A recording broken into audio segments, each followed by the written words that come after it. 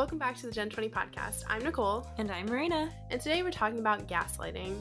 And we're talking about it in person together. Yeah. I'm visiting Nicole up here in Seattle, and we're testing out the one microphone, no headphone situation. So this gaslighting topic came up a couple months ago. I thought about it because I was having dinner with family friends who are in their early 60s, and they mentioned that they had just heard this term for the first time. And I feel like we've been hearing it floating around for a while now, definitely in the last 4 or 5 years. And so we wanted to talk a little bit about it and like where it exists in our world today. So gaslighting in the technical term is a manipulation tactic that is meaning to have people question their own sanity or reality. And it's very much an emotional type of abuse. Yeah, and I think I would add to that it's generally intentional for the most traditional psychological term of gaslighting. Right. But I feel like, especially as women, we see and experience gaslighting like all the time and all over the place. Mm-hmm. And Nicole came across this term, or I guess Well, I made it up. You made it up. It's really a thing. But I thought it was interesting. You want to talk more about it? Yeah, so I think this thing called casual gaslighting exists where it really encompasses a lot more than just like intentionally telling someone that they were wrong or they misheard or, oh, they're being silly or you were just joking. Like, I think that we kind of casually gaslight each other much more often than we traditionally gaslight each other. So generally, like, gaslighting is emotional abuse, and when it comes to casual gaslighting, I think that can stem from a lot of things where you're more passive aggressive and you don't want to just come out and say what it is that you mean for whatever reason. And I think even a lot of us who try not to be passive aggressive and be more direct, we can also be passive aggressive, especially like in different situations, like with work, friends, romantic situations, or another example might be if you don't want to admit that you're wrong about something, like you might say, oh, I never said that, or, oh no, I think you misheard, kind of putting the blame on the other person and making them feel like they didn't understand the situation or it's like somehow their fault. Yeah. But I would argue like that as soon as the intention is to like make someone else take the blame for your mistake, that's when I think it becomes traditional gaslighting. But I'm not sure we think about it as like, oh, I want you to take the blame. I think it's just like, oh, I don't want to say that I was wrong. Yeah, so it's like more of a defense mechanism. Maybe. All I know is that I have seen and experienced gaslighting in my the workplace and medical offices, like even in my family, whether they definitely don't intend to hurt me, but if I in the past had expressed worries or anxieties, I was definitely told, oh, it's all in your head. You're the only one that thinks that. And that's not a helpful communication tool. But Nicole and I are talking about how one of the biggest ways to kind of thwart this is to be your own advocate and to not accept the response. So when I was having digestive issues a couple years back, I saw so many doctors. I think I saw 5 doctors in 4 months, which I go to the doctor maybe once a year. So that was huge.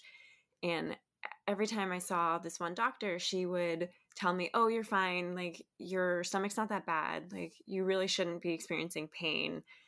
I said, okay, well, I am. I've lost 15 pounds and I'm not eating because it hurts.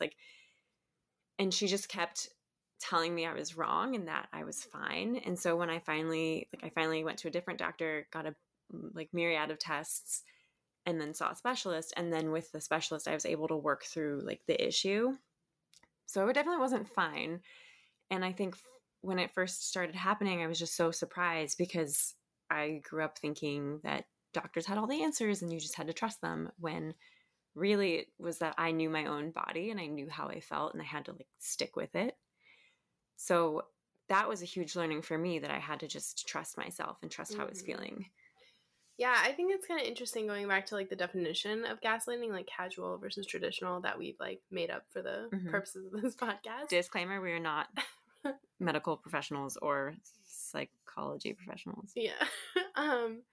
But just like, do you think that she was intending to mislead you, or like what do you think your doctor's intentions were? I'm curious about this. Honestly, I think it was that she was a New York City doctor and it was like holiday season, so she was busy and she just was trying to like get me in and out of the office. And she didn't take the time to like develop the type of rapport you have with like someone a doctor you've known for a long time, or I don't know. I just remember she used to like, I was talking about how I ate a bagel and she was like, well, why would you ever eat that much bread? It's like, because it's a bagel. Yeah, people eat them all the time. Like, we live in New York City. And in the same conversation, she was telling me about how her husband was like a chain smoker. And I was like, I feel like that's not information you should be sharing with me. But I don't know. It was an odd situation. Yeah, I think sometimes lines can get blurred. Mm-hmm. I mean, so when I first went to my OB when I was pregnant with my first son, I was like, you know how like when you have a preferred name, you're like, hey, this is my name. So like my first name is Elizabeth, my middle name's Nicole, I go by Nicole, and he comes in, he's like, Elizabeth, and I'm like, yeah, but I go by Nicole, and he was like, no, and I was like, okay, this is very weird vibes, I don't know about that. I like forgot about this till just now.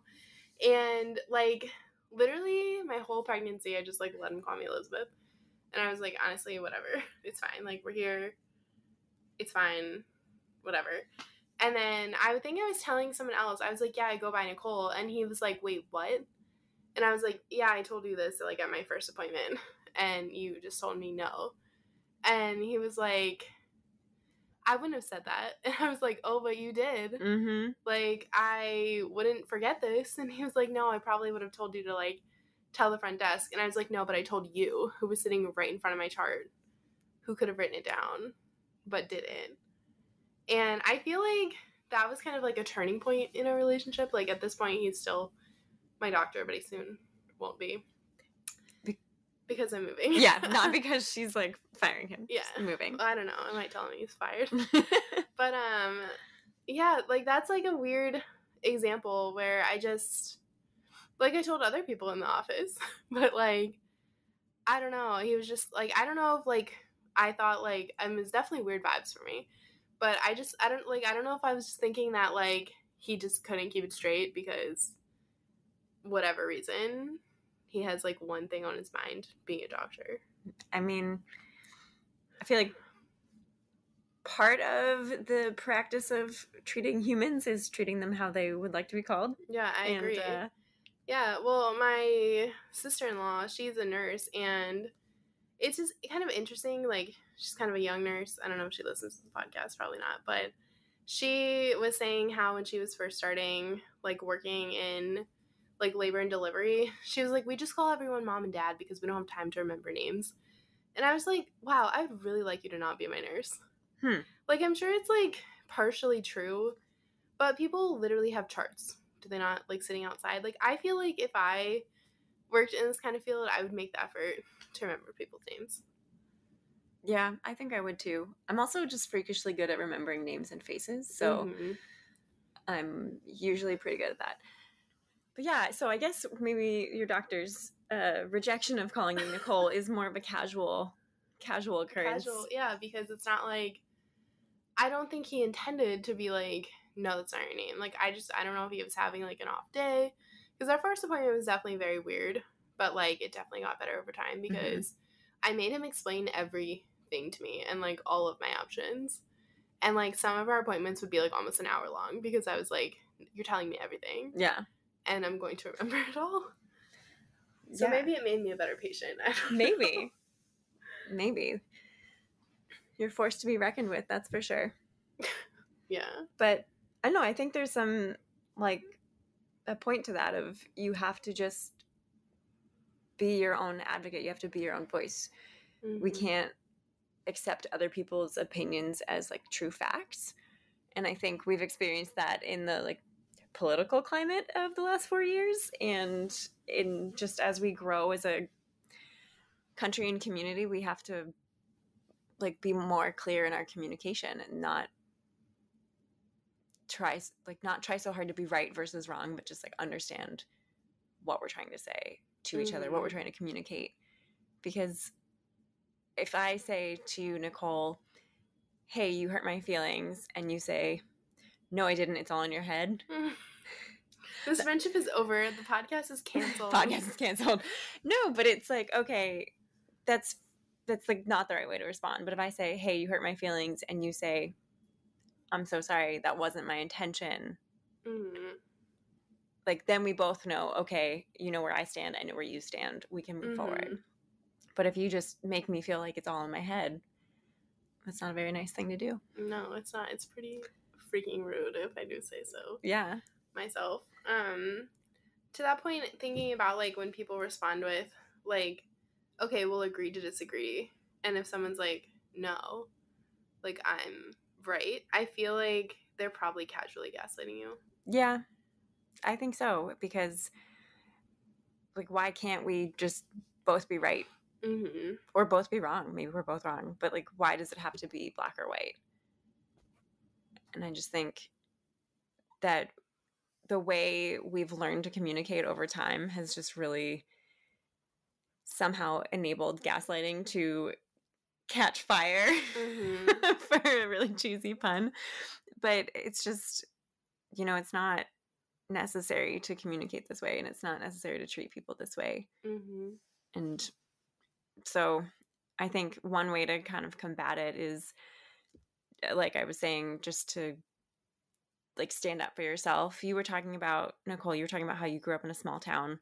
Can you talk more about that? What that experience was like? Yeah, I think if you're from a small town, small community kind of area, I feel like people tend to gossip a lot about each other. And I'm not sure if it's because they intend to gossip or just because that's how life is. It's a small town and everyone's in everyone's business. Yeah, and I think that like I was told things growing up, and like about other people, I kind of like accepted them as true because I was like, oh, people are saying it, like it must be true, you know. And I mean, most of these things are not positive things; they're mostly like bad things. Yeah, it's funny how good gossip never really floats around. Yeah, I don't think good gossip is really a thing. That's true. Right? It's kind of like an oxymoron. Yeah, in a way. But anyway, so when I started like kind of hearing things about me that I knew were not true, that's when I was just like, whoa. Like, if this about me isn't true, it's probably not true about all these other people either. But like, I'm never gonna know the real versions of those people, and they're never gonna know the real versions of me. Like, I have no idea what anybody thinks about me, but that doesn't really matter to me anymore. Yeah, and I saw this quote. We'll say it's on Instagram because that's where I spend most of my time. But it was like, basically, other people's opinions of you are none of your business. Yeah, what you think about me has nothing to do with me. Yeah, and I thought that was an interesting way to swing it. And like, it's a good perspective shift of like, I'm not going to worry about what you're thinking of me because it's like literally not my problem. And I think that's a really good way to kind of go through life, is just know who you are, know what your truth is, and not accept